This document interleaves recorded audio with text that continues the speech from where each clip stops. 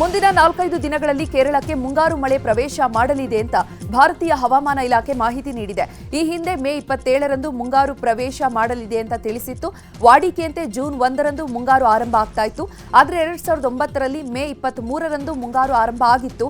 ಈ ವರ್ಷ ಕೂಡ 2009ರಂತೆಯೇ ಮುಂಗಾರು ಬೇಗ ಬರುವ ನಿರೀಕ್ಷೆ ಇದೆ. ಗೋಲ್ಡ್ ಸ್ಮಗ್ಲಿಂಗ್ ಕೇಸ್ನಲ್ಲಿ ನಟಿ ರನ್ಯಾ ರಾವ್ಗೆ ಜಾಮೀನು ಮಂಜೂರು ಮಾಡಲಾಗಿದೆ. ನಟಿ ರನ್ಯಾ ರಾವ್ ವಿರುದ್ಧ ಗೋಲ್ಡ್ ಸ್ಮಗ್ಲಿಂಗ್ ಪ್ರಕರಣದಲ್ಲಿ ಬಂಧಿತರಾದ ಬಳಿಕ ಜಾಮೀನು ಕೋರಿ ಅರ್ಜಿಯನ್ನು ಸಲ್ಲಿಸಲಾಗಿತ್ತು. A1 ರನ್ಯಾ ರಾವ್ ಹಾಗೂ A2 ತರುಣ್ ಕೊಂಡಾರು ರಾಜುಗೆ ಜಾಮೀನು ಮಂಜೂರಾಗಿದೆ. ಆರ್ಥಿಕ ಅಪರಾಧಗಳ ನ್ಯಾಯಾಲಯದಿಂದ ಜಾಮೀನು ನೀಡಲಾಗಿದೆ. ಆದರೆ ರನ್ಯಾ ವಿರುದ್ಧ ಕಾಪಿ ಪೋಸಾ ಕಾಯ್ದೆ ಅಡಿಯಲ್ಲಿ ಪ್ರಕರಣ ದಾಖಲಾಗಿದೆ. ಹೀಗಾಗಿ ಬಿಡುಗಡೆ ಭಾಗ್ಯವಿಲ್ಲ. ಡಿಕೆ ಸುರೇಶ್ ತಂಗಿ ಅಂತ ಹೇಳಿಕೊಂಡು ಕೋಟಿ ವಂಚಿಸಿದ ಐಶ್ವರ್ಯ ಗೌಡರನ್ನ ಇಡಿ ಅಧಿಕಾರಿಗಳು ಬಂಧಿಸಿದ್ದಾರೆ. ಆದರೆ ಮನಿ ಲ್ಯಾಂಡ್ರಿಂಗ್ ಕೇಸ್ನಲ್ಲಿ ಬಂಧನವನ್ನ ಪ್ರಶ್ನಿಸಿ ಐಶ್ವರ್ಯ ಗೌಡ ಹೈಕೋರ್ಟ್ಗೆ ಅರ್ಜಿಯನ್ನ ಸಲ್ಲಿಸಿದ್ರು. ಐಶ್ವರ್ಯ ಪರ ವಕೀಲ ಸಂದೇಶ್ ಚೌಟ ವಾದವನ್ನ ಮಂಡಿಸಿದ್ರು. ಇಡಿ ವಕೀಲರಿಗೂ ಕೂಡ ವಾದಕ್ಕೆ ಟೈಮ್ ಕೊಟ್ಟಿರುವಂತಹ ಕೋರ್ಟ್ ಮೇ 22ಕ್ಕೆ ವಿಚಾರಣೆ ಮುಂದೂಡಿದೆ. ಕನ್ನಡ ನಾಡಲ್ಲಿ ಕನ್ನಡ ಮಾತನಾಡೋದಕ್ಕೆ ಕೆಲವರು ಹಿಂದೆ ಮುಂದೆ ನೋಡ್ತಿದ್ದಾರೆ. ತಾಯ್ನಾಡಿನ ಭಾಷೆಗೆ ಅವಮಾನಿಸೋದಾಗುತ್ತೆ ಅನ್ನೋದು ಹಾಗೆ ಹೇಗೆ ಬೇಕೋ ಹಾಗೆ ದರ್ಪ ತೋರ್ತಿದ್ದಾರೆ. ಆನೇಕಲ್ನ SBI ಬ್ಯಾಂಕ್ನಲ್ಲಿ ಮಹಿಳಾ ಸಿಬ್ಬಂದಿಗೆ ಗ್ರಾಹಕರೊಬ್ಬರು ಕನ್ನಡ ಮಾತನಾಡಿ ಎಂದಿದ್ದಕ್ಕೆ ಮಾತನಾಡಲ್ಲ ಅಂತ ಆವಾಜ್ ಹಾಕಿದ್ರು. ಈ ವಿಡಿಯೋ ವೈರಲ್ ಆಗ್ತಾ ಇದ್ದಂತೆ ಕನ್ನಡಿಗರು ಕೆರಳಿದ್ದಾರೆ. ಹೀಗಾಗಿ ಭಾಷಾ ತಾರತಮ್ಯವನ್ನು ವಿರೋಧಿಸಿ ಇಂದು ಕರವೇ ಪ್ರತಿಭಟನೆಯನ್ನ ನಡೆಸಲಿದೆ. ಕರವೇ ಅಧ್ಯಕ್ಷರ ನೇತೃತ್ವದಲ್ಲಿ ಬೆಳಿಗ್ಗೆ 11 ಗಂಟೆಗೆ ಚಂದಾಪುರದ ಸ್ಟೇಟ್ ಬ್ಯಾಂಕ್ ಆಫ್ ಇಂಡಿಯಾ ಮುತ್ತಿಗೆ ಹಾಕಲು ಕರವೇ ಕರೆ ನೀಡಿದೆ. ಆಯ್ತು, ನೀವು ಹಿಂದಿ ಕನ್ನಡ ಮಾತಾಡಲ್ಲ ಅಂದ್ರಲ್ಲ, ಕನ್ನಡ ಮಾತಾಡೋದೇ ಇಲ್ಲ. ಓಹೋ, ಸೂಪರ್ ಮೇಡಮ್, ಸೂಪರ್. ಇದು ಕರ್ನಾಟಕ ಮೇಡಮ್. ಶಕ್ತಿ ದೇವತೆ ಹುಲಿಗೆಯ ಶ್ರೀ ಹುಲಿಗೆಮ್ಮ ದೇವಿಯ ಮಹಾರಥೋತ್ಸವವು ಇಂದು ಜರುಗಲಿದೆ. ಕರ್ನಾಟಕ, ಆಂಧ್ರ, ತೆಲಂಗಾಣ ಹಾಗೂ ಮಹಾರಾಷ್ಟ್ರದ ಲಕ್ಷಾಂತರ ಭಕ್ತರ ಆರಾಧ್ಯ ದೇವಿಯಾಗಿರುವಂತಹ ಹುಲಿಗೆಮ್ಮ ದೇವಿಯ ರಥೋತ್ಸವ ಇಂದು ನಡೆಯಲಿದೆ. ಜಾತ್ರೆಯ ಹಿನ್ನೆಲೆಯಲ್ಲಿ ಪ್ರಾಣಿ ಬಲಿ ನಿಷೇಧಿಸಲಾಗಿದೆ.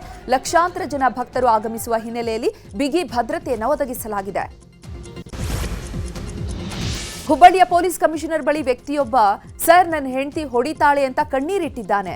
ಇನ್ನು ಕಾರ್ ಶೋರೂಮ್ನಲ್ಲಿ ಕೆಲಸ ಮಾಡ್ತಾ ಇದ್ದ ಮೊಹಮ್ಮದ್ ಸಾದಿಕ್ 4 ವರ್ಷದಿಂದ ಆಸಿಯಾ ಅನ್ನೋರನ್ನ ಮದುವೆ ಆಗಿದ್ರು. ಕೆಲ ದಿನಗಳ ಕಾಲ ಚೆನ್ನಾಗಿದ್ದ ಅವರು ನಂತರ ನಿತ್ಯ ಜಗಳ ಮಾಡೋಕೆ ಶುರು ಮಾಡಿದ್ರು.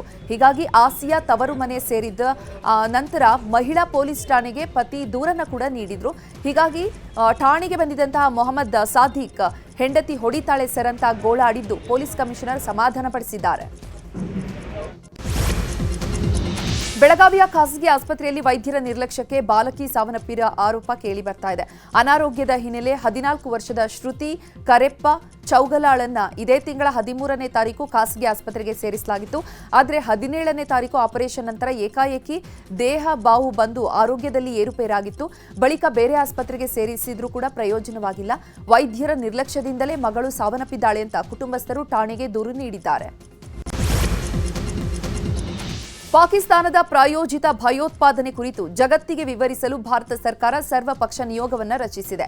ಈ ನಿಯೋಗಕ್ಕೆ ಟಿಎಂಸಿಯಿಂದ ಸಂಸದ ಅಭಿಷೇಕ್ ಬ್ಯಾನರ್ಜಿ ಅವರನ್ನ ಆಯ್ಕೆ ಮಾಡಲಾಗಿದೆ.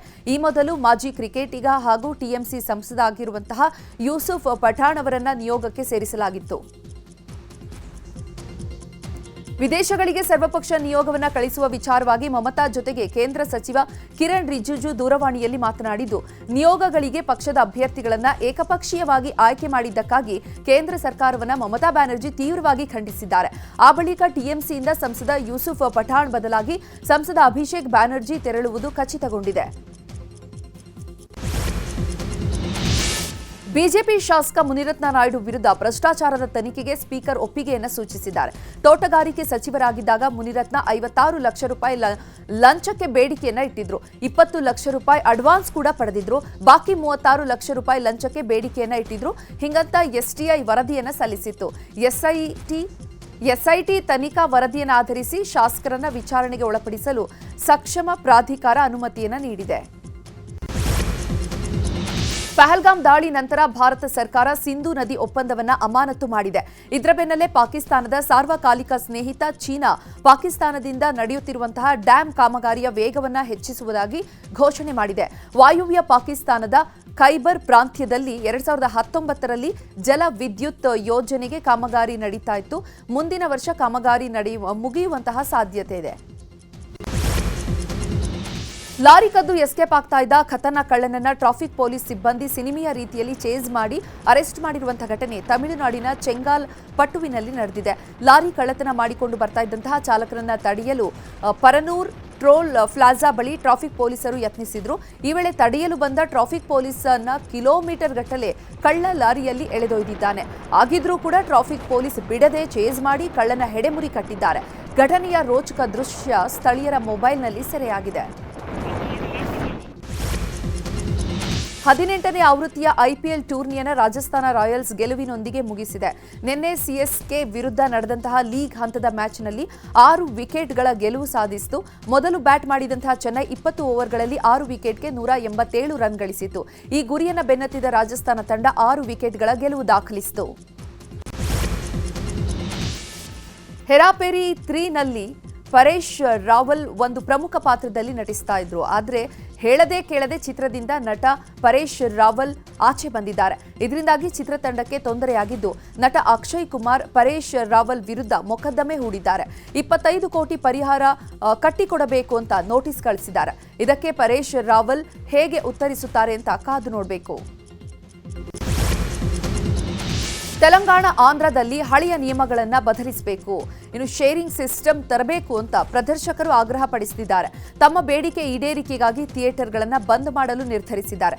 ಜೂನ್ 1ರಿಂದ ತೆಲಂಗಾಣ ಆಂಧ್ರದ ಸಿಂಗಲ್ ಸ್ಕ್ರೀನಿಂಗ್ ಚಿತ್ರಮಂದಿರಗಳು ಪ್ರದರ್ಶನವನ್ನು ನಿಲ್ಲಿಸಲಿವೆ. ಮಲ್ಟಿಪ್ಲೆಕ್ಸ್ಗಳು ಎಂದಿನಂತೆ ಕಾರ್ಯನಿರ್ವಹಿಸುತ್ತವೆ.